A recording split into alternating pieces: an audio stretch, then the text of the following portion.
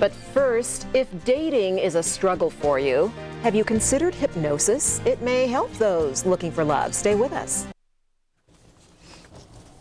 Do you feel nervous and insecure? Are you trying too hard to impress people? Is the dating scene leaving you lovelorn and looking for more love in your life? It may be because of your subconscious mind, and some believe hypnosis could be the cure. We've all seen hypnosis in the movies or on TV, like this stage hypnotist in the Woody Allen movie, The Curse of the Jade Scorpion.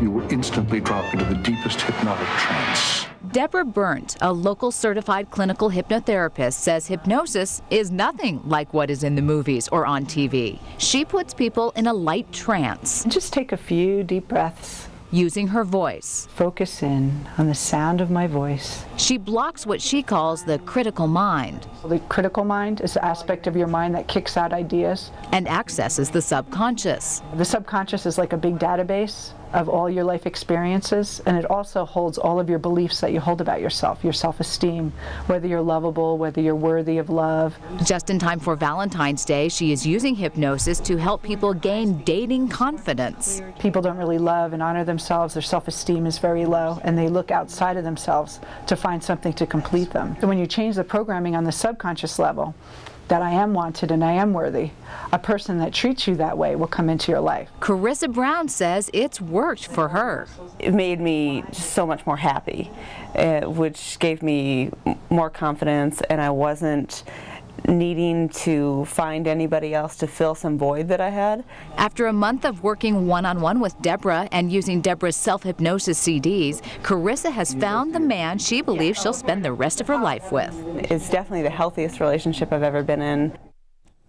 That's wonderful. Some experts say hypnosis is not for everyone. You must be open to the suggestions and really make an effort to change how you feel about yourself for it to work.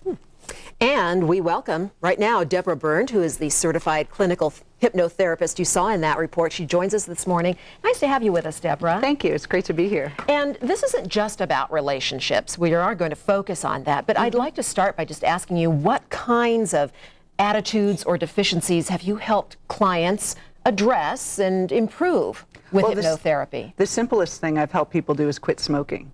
It's such a habit, and it really is in the mind. Your thoughts about smoking more than the nicotine addiction. Weight loss is a huge thing I work with because it's all in your mind. You always think about what you want to eat before you eat. You have those thoughts in your mind, those excuses. Well, I can start tomorrow. And I help people change those thoughts on the subconscious level so they don't have that automatic thought all the time about what they are driving to eat. So the key is that what we are thinking, even if we're not really aware we're thinking it, drives what comes into our life, back to the relationship bit, I guess? Yes, and 80% of our thoughts are the same thoughts we had yesterday. So our subconscious basically runs our life. We're on autopilot. Think about your day. You wake up in the morning, you have the same routine. You have the same thoughts every day. So what I get into the subconscious and change those thoughts and break those patterns so you have a different life expressed in your everything you do.